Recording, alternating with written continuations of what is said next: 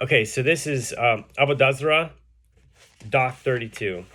So we were talking here at the end. It says, Shmuel says, all creeping animals possess venom. That of a snake kills, whereas venom of other creeping animals does not kill. Shmuel said to Chia bar Rav, son of a lion, come and I will say to you a superior matter that your father Rav said. This is what your father said. These Armenians are swelling because they drink exposed liquids, but they do not die, since they eat repugnant creatures and creeping animals, which heat their bodies, making them less susceptible to venom. Okay, so Rav Yosef says, now, excuse me, we're in Daf 32.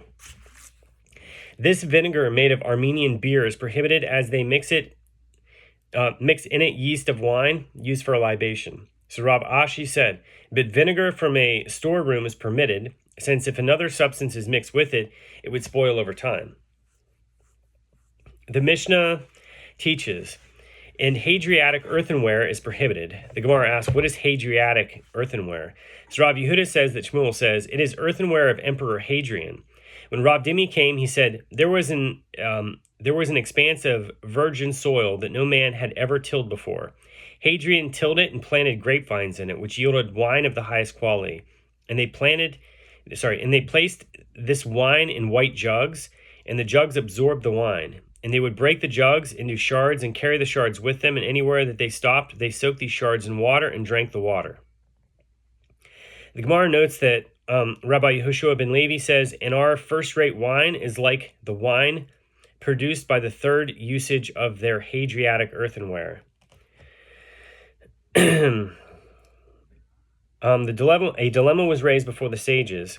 What is the halacha if one wishes to use such shards to support the legs of a bed with them? Is one who desires a prohibited item's continued existence in order to use it for another matter that is not for the prohibited purpose, permitted to use it or prohibited from doing so? In this case, no benefit whatsoever is derived from the wine absorbed within the shards, but the shards themselves are being used to support the bed. The Gemara comments, Tashma, come and hear a resolution to the dilemma. As Rabbi Elazar and Rabbi Yochanan emerged in a dispute in this case, one prohibited using of the shards in such a fashion, and one permitted this practice. The Gemara adds, and the halacha is in accordance with the opinion of the sage who prohibited it. The Gemara raised an objection from Braita to the sage who deemed it permitted. With regard to jugs, or dardorin, and flagons, or rakvaot, of Gentiles that have a Jew's wine contained in them, one is prohibited from drinking the wine, but one is permitted to derive benefit from it. The Gemara notes that Shimon ben Guda testified before the son of Rabban Gamliel with regard to Rabban Gamliel that he drank from it in Akko, but the sages did not concede to the ramifications of his testimony. Concerning wineskins that belong to Gentiles, Rabban Shimon ben Gamliel says the name of Rabbi Yehoshua ben Kafusai.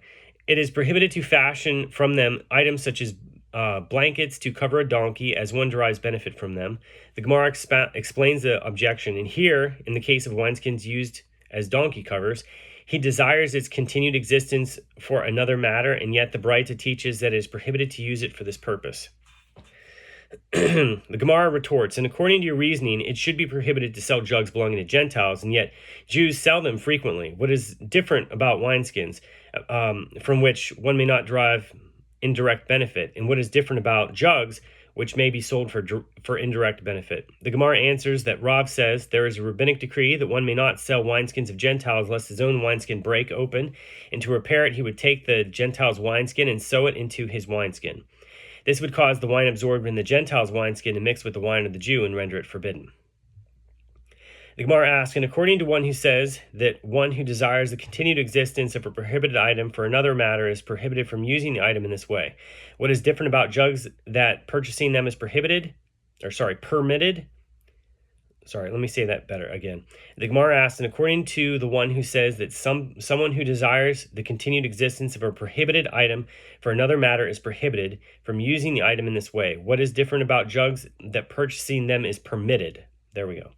The Gemara explains that this sage could have said to you, there with regard to the jugs, there is no substantive prohibited entity, whereas here, in the case of Hadriatic earthenware, there is a substantive prohibited entity, as the wine is recognizable in the earthenware. It was stated that Shimon ben Guda provided testimony, but the sages did not concede to its ramifications.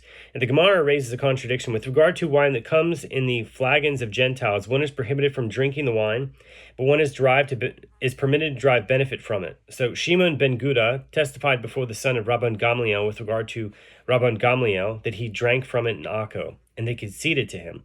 This directly contradicts the episode cited above. The Gemara explains, what is the meaning of the sentence, but did they not concede to the ramifications of his testimony, which was stated there in the first account? The meaning is that the rest of his entire company, that is the sages, did not concede, but his son did concede to him. If you wish, say instead that Guda, with the letter Aleph, as stated in the first episode, is discrete. In Guda, with an ayin in the second account, is discrete. That is, the two incidents are not referring to the same individual. The Mishnah further teaches, and hides with a tear opposite the heart are prohibited. The sages taught, what is considered a hide with a tear opposite the heart?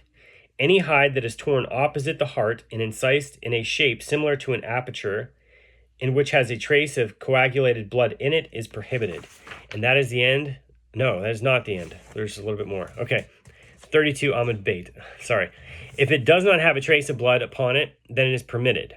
So Rav Huna says, they taught that a bloodless hide is permitted, only in a case where the Gentile did not salt it, but if he salted it, it is prohibited. As I say, its salting removed the trace of blood. Okay. The Mishnah teaches that Rabban Shimon ben Gamliel says, a hide is prohibited only when a tear around its heart is circular, but if it is elongated, it is permitted. The Gemara notes Rav Yosef says that, Rav Yehuda says that Shmuel says, the halacha is in accordance with the opinion of Rabban Shimon ben Gamliel. Abaye said to Rav Yosef, if one rules that the halacha is in accordance with the opinion of Rabban Shimon ben Gamliel, does that mean by inference that the rabbis disagree, meaning the majority disagree? Or perhaps there is no dispute and everyone accepts the opinion of Rabban Shimon ben Gamliel. So Rav Yosef said to him, what difference is there to you, whether or not the rabbis disagreed? In either case, the halacha is in accordance with the opinion of Rabban Shimon ben Gamliel. Abaye said to him, invoking a folk expression with regard to one who learns without achieving understanding, is it simply learn the lesson, let it be like a song? In other words, is it sufficient to simply parrot the halachic ruling? No, it is necessary to examine an issue and understand it, even if it does not yield a practical halakhic difference. So the Mishnah further teaches, meat that enters the house of idol worship before it is sacrificed is permitted. Gemara asks, who is the Tana who taught this? So Rabbi Chia bar Abba said that Rabbi Yochanan said, it is in accordance with the opinion of Rabbi Elazar. As if one were to posit that it is in accordance with the opinion of Rabbi Elazar, this would be difficult.